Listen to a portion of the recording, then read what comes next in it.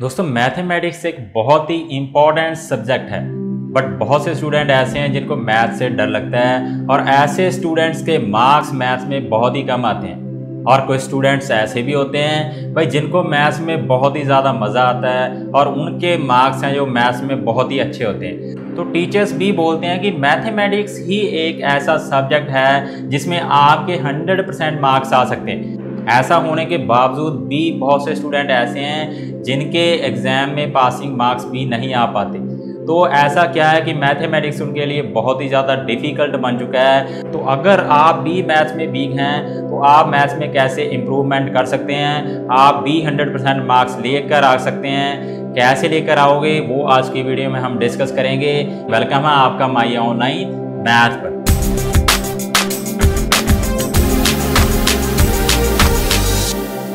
आइए student start करते हैं मैथमेटिक्स के बारे में। देखिए, अगर आप मैथ्स में इम्प्रूव करना चाहते हैं तो आपको एक बात समझ लेनी चाहिए कि मैथमेटिक्स जस्ट एक सब्जेक्ट नहीं है, ये आपकी बेसिक नीड है। जी हाँ, बेसिक नीड है। मैथमेटिक्स आपकी डेली लाइफ में यूज़ होता है। कैसे यूज़ होता है? देखिए, सुबह आप उठते हैं, आप अलार्म लगाते हैं, सुबह आप उठे, आपने वॉच देखी और उसके बाद आप उठे, तो ये क्या है? ये भी आपका मैथमेटिक्स ही है। जी हाँ दोस्तों, थर्ड क्लास में आपको टाइम देखना सिखाया जाता है। तो मैथमेटिक्स जहाँ पर नंबर्स की बात होगी वहाँ पर मैथमेटिक्स की बात होती है। तो ये भी आपका मैथमेटिक्स है। चलिए आगे चलते हैं। आप सुबह उठे, आप ग्राउंड में चले गए। देखिए, ग्राउंड में आपका 400 मीटर का ट्रैक है और ये ट्रैक आपका बनाया गया 400 मीटर का, वहाँ पर भी मैथमेटिक्स यूज हुआ है। जी हाँ, डिस्टेंस की बात कहाँ पे आती है, मेजरमेंट की बात कहाँ पे आती है? मैथमेटिक्स में आती है। और आपने 400 मीटर ट्रैक का एक राउंड लगाया। मान लीजिए आपने एक राउंड उसका लगा दिया तो आपने उसका पेरीमीटर निकाल दिया।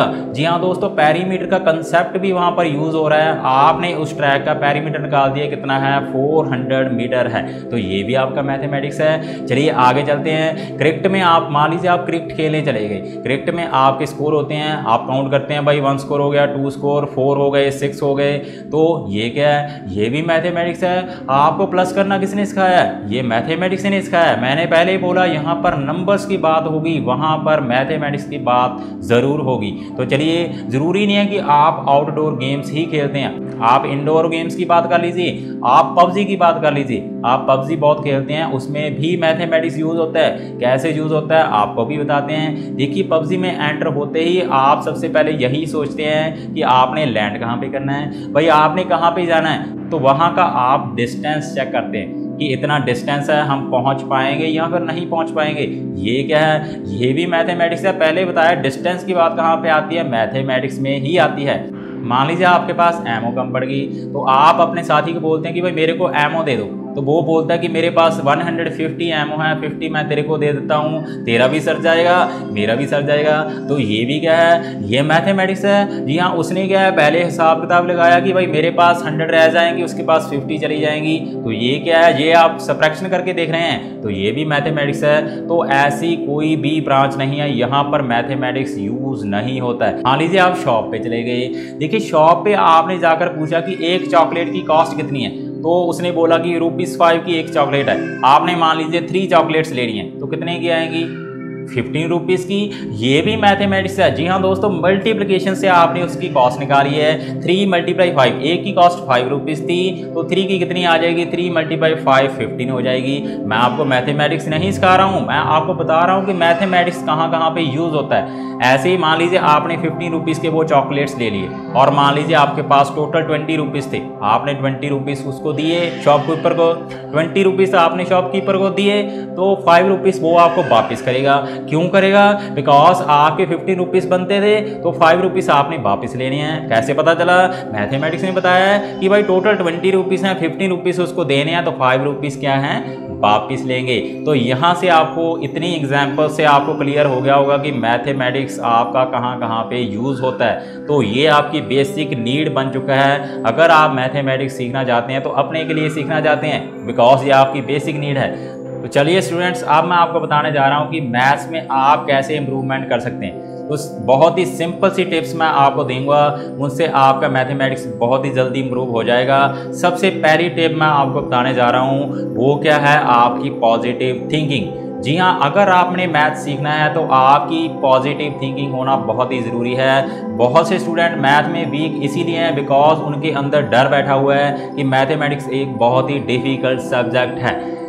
ये आपके साथियों ने बताया हो, यहाँ पर आपने कहीं से सीखा हो, ये आपके अंदर डर बैठा हो कि मैथमेटिक्स तो बहुत ही भाई डिफ़िकल्ट है, मेरे से नहीं होगा। तो ये आपको चेंज करना होगा। ये नेगेटिव थिंकिंग आपको चेंज करनी होगी पॉजिटिव में। आपको सोचना होगा कि मैं भी मैथमेटिक्स कर सकता हूँ। तो ये सबसे पहले टिप है, फर्स्ट टिप है कि आपको पॉजिटिव एटीट्यूड अपने अंदर लेके आना है कि मैं मैथ्स कर सकता हूँ। और साथ ही आपको बता दें कि बहुत से स्टूडेंट तो भाई ऐसे हैं, मैथ की फुल फॉर्म ही अपनी तरफ से बनाकर बैठे हैं। क्या बनाई है उन्होंने फुल फॉर्म? देख लीजिए कि मेरी आत्मा तेरे को हमेशा सताएगी। भाई अगर आपने मैथ को आत्मा ही मान लिया फिर तो आपको सताएगी ही। देखिए आपकी मैथ की फुल फॉर्म है जो बहुत ही गलत है। आप इसकी फुल फॉर्म है जो ऐसे पढ़िए कि मैथ आएगा तभी तो होंगे सफल। मैथ आएगा तभी तो होंगे सफल। ये अपने माइंड में बिठा लीजिए, आपका पॉजिटिव एटीट्यूड बन जाएगा। पॉजिटिव थिंकिंग मैथ्स को लेकर आपके माइंड में आएगी, उसके बाद आप मैथ्स में इंप्रूव करना शुरू कर देंगे। तो सबसे पहले टिप आपने याद रखनी है पॉजिटिव थिंकिंग। तो चलिए स्टूडेंट्स सेकंड टिप की बात करते हैं। देखिए सेकंड टिप क्या है कि अगर आप मैथ्स में इंप्रूव करना चाहते हैं तो आपको मैथ्स की बेसिक नॉलेज है जो वो होनी चाहिए। बेसिक नॉलेज क्या है? आपको टेबल्स आने चाहिए, आपको प्लस माइनस मल्टीप्लिकेशन डिवीजन ये सभी आना चाहिए। देखिए अगर आपको टेबल्स नहीं आते हैं और आप 8th क्लास का मैथ करने जा रहे हैं सपोज कर लीजिए, तो ऐसा कैसे हो सकता है भाई? पहले टेबल सीखिए। देखिए आप घर बनाते हैं तो उसकी जो नींव होती है, नींव तो मजबूत होनी चाहिए ना। अगर नींव मजबूत होगी तो आपका घर भी मजबूत होगा। तो वैसे ही मैथमेटिक्स है, अगर इसका बेस आपका मजबूत है तो आपका मैथमेटिक्स सब्जेक्ट में पकड़ है वो भी बहुत ही ज़्यादा होगा। तो अगर आपका मैथ्स में बेस बहुत ही ज़्यादा कमज़ोर है तो सबसे पहले आप अपना बेस है जो उसको इम्प्रूव कीजिए। ये आपकी सेकंड टिप है। देखिए स्टूडेंट आगे बात करते हैं थर्ड टिप की। देखिए थर्ड टिप में मैं आपको बताऊंगा कि बहुत से स्टूडेंट ऐसे होते हैं जिनके बेसिक कंसेप्ट हैं जो वो क्लियर होते हैं बट मैथ्स में उनके मार्क्स अच्छे नहीं आते हैं। ऐसा क्यों है भाई? बेसिक कंसेप्ट भी आपके क्लियर हैं फिर भी मैथ्स में आप वीक हो। ऐसा क्यों है? Because of practice.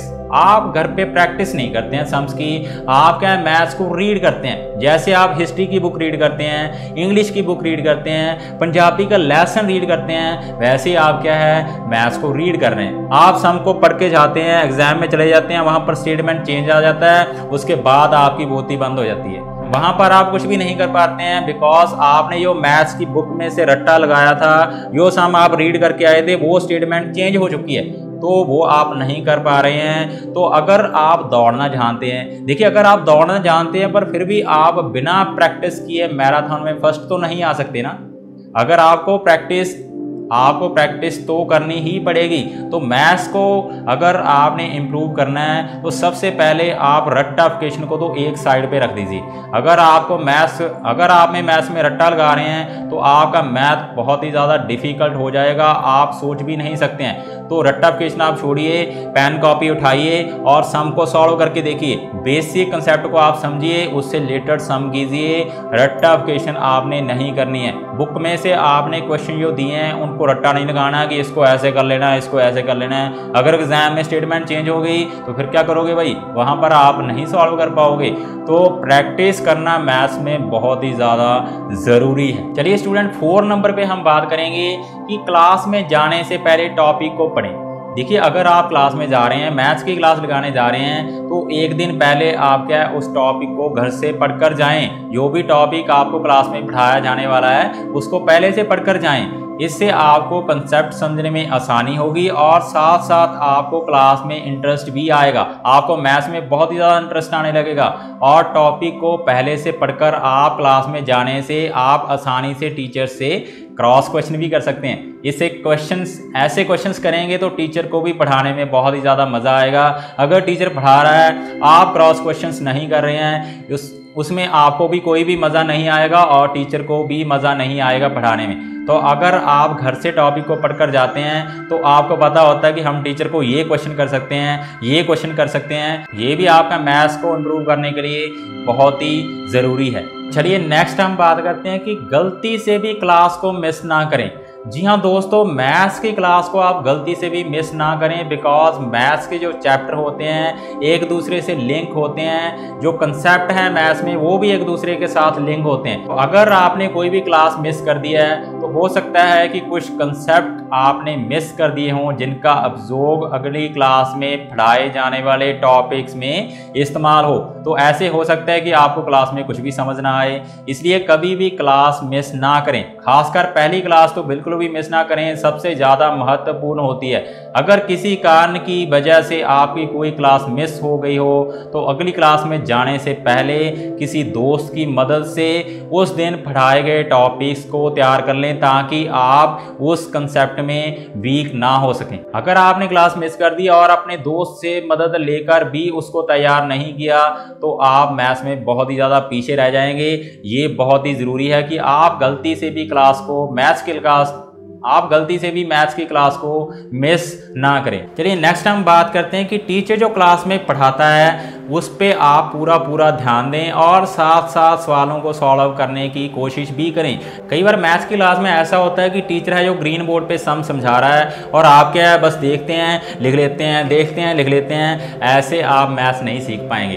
जी हाँ दोस्तों, पहले कंसंट्रेशन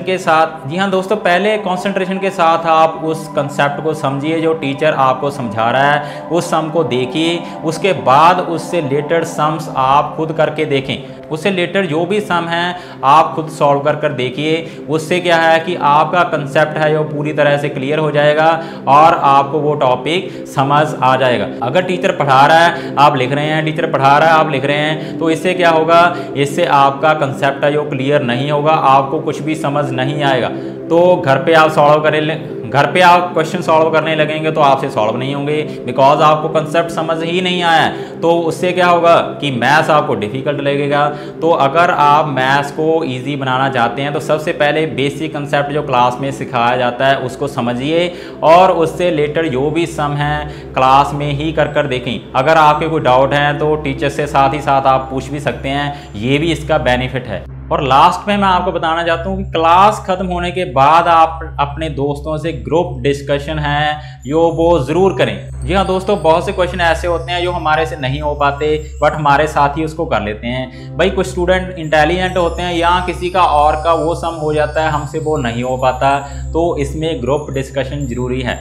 तो ग्रुप डिस्कशन से आप किसी भी प्रॉब्लम का सलूशन निकाल सकते हैं। तो अगर मान लीजिए मेरे को कोई सम नहीं आता, मेरे दोस्त का वो हो गया, तो मैं उससे समझ सकता हूँ कि मेरी कहाँ पे प्रॉब्लम थी, या उसको नहीं आ रहा मेरे को आ गया तो मैं उसको समझा सकता हूँ कि तेरी यहाँ पे प्रॉब्लम है। तो ग्रुप डिस्कशन बहुत ही ज़रूरी है अगर मैथ्स में आप इम्प्रूव करना चाहते हैं। अगर आपको कोई क्वेश्चन समझ में नहीं आया, आपने टीचर से भी नहीं पूछा, आपने अपने दोस्त की मदद भी नहीं ली, तो वो आपके माइंड पे नेगेटिव इफेक्ट छोड़ देगा कि मैथमेटिक्स है जो बहुत ही ज़्यादा डिफिकल्ट सब्जेक्ट है। तो ऐसा नहीं है। मैथ्स में जैसे ही आप ग्रुप डिस्कशन करेंगे तो देखना कि मैथमेटिक्स तो इजी होगा ही होगा, आपके अपने दोस्तों के साथ जो कनेक्शंस हैं, जो रिलेशंस हैं, वो भी बहुत ही ज़्यादा इम्प्रूव हो जाएंगे। तो स्टूडेंट्स, ये थे कुछ बेसिक कंसेप्ट जिनसे आप मैथमेटिक्स में इम्प्रूवमेंट कर सकते हैं। हो सकता है आपको ये पुराने ज़माने के टिप्स लगें बट ये मैथ में इम्प्रूव करने के लिए बहुत ही ज़्यादा ज़रूरी हैं। और साथ ही आपको एक पॉइंट पे मैं फोकस करना चाहता हूँ कि मैथमेटिक्स है जो इसको आप रीड ना करें, क्वेश्चंस को आप सॉल्व करके देखें, इससे आपका मैथमेटिक्स बहुत ही ज़्यादा इम्प्रूव हो जाएगा। अगर आप क्वेश्चंस को सॉल्व करके नहीं देखते हैं तो मैथमेटिक्स आपको बहुत ही ज़्यादा डिफिकल्ट लगने लग जाएगा। Cause only way to learn mathematics is to do mathematics. Thank you very much.